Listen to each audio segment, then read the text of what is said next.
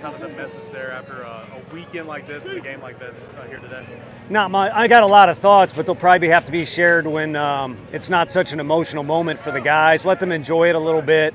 But what those thoughts will be is once the thrill of the victory dies down, the biggest thing about today's win was it was done with so many different guys. And it kind of goes to show you, I mean, I did a bunch of quirky things, moves and coach, and I don't know that a lot of them were smart, but good players will make you look smart.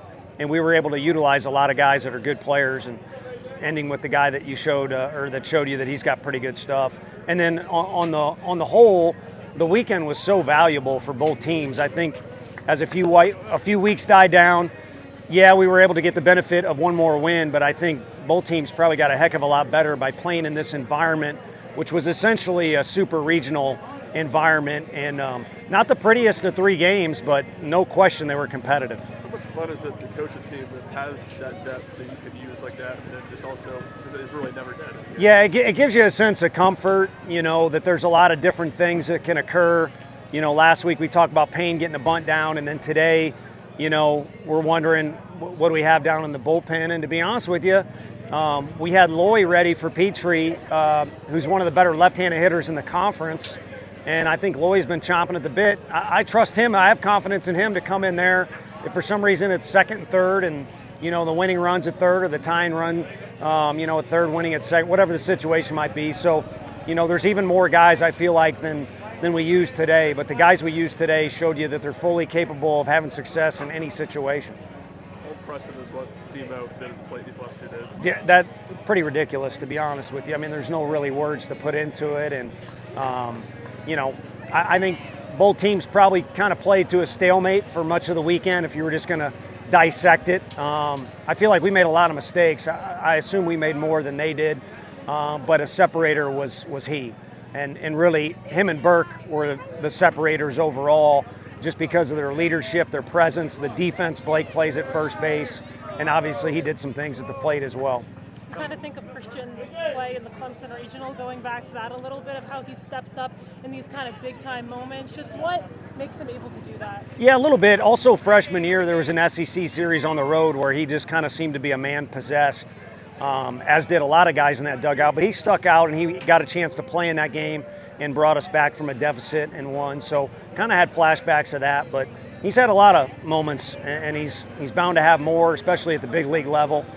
So fortunate to have him in the dugout, but I kind of fall back on that whole deal of during those guys' tenure of Blake and Simo, you all want to talk about different accomplishments they've had or accolades.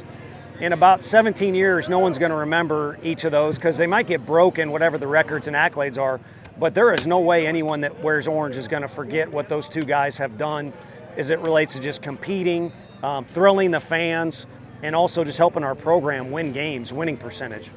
Pretty big moment there. I forgot what inning it was, but basically loading you with cannon instead of maybe Villeneuve or Margo, anybody else. What made you confident in that move with Cannon? His presence. I mean, post the lineup, he's frustrated, he's not in. Quick turn the page and make sure he's got the best preparation or gets his work in BP. And you see those swings starting to calm down a little bit and get a lot smoother. And then when the game starts, consistently involved in the game. Cheering on the team is one thing, but we're not the cheerleading team, with all due respect to them. We're in the middle of the game, and he's watching and observing on what he can do if he's in the game or what we need to do to win. And so all those things add up as, the right guy for the spot. And to be honest with you, you could go to 2 or 3 other guys and feel that way too, but I'm glad he got in there, got that feel good, and also showed that he can catch in any situation with a game on the line, our season on the line, and we can trust him and have success.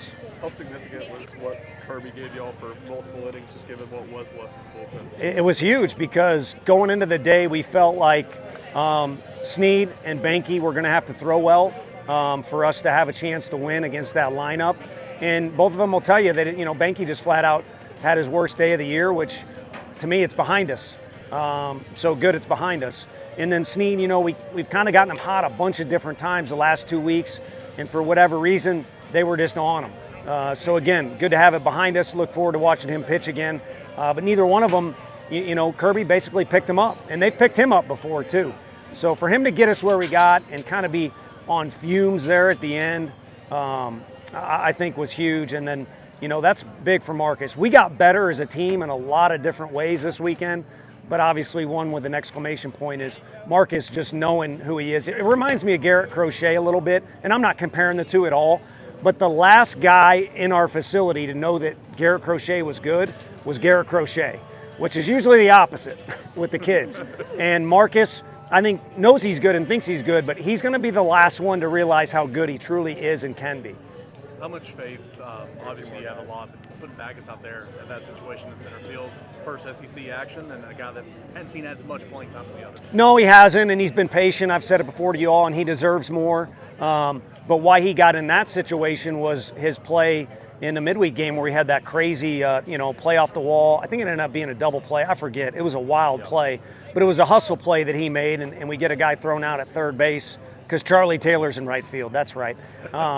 So anyway, he's put in his work every day, and he is light years ahead of where he was when he first got into the program. And he's another guy I think can play for a long time, especially with how physical he is. But for now, you can tell he's ready for his opportunities, and when he gets them, trust me, he deserves them. What do you think about this team this weekend? Yeah, just a ton. And really about both teams in the state of our league. It's scary to think there's better teams in our league than what we just played, but our guys get tough when the tough gets going. And we always say cliches are cliche for a reason. I wondered if they had it in them at all, and then I've told you guys as the spring goes, it's like, oh, okay, we have it. But now they're kind of starting to stamp, new spots along the way, or however you want to phrase it. So it's been impressive, and I don't want them to hear that. But I think, if anything, they should be eager for the next opportunity to see how determined they can get when it's not exactly the easiest set of circumstances.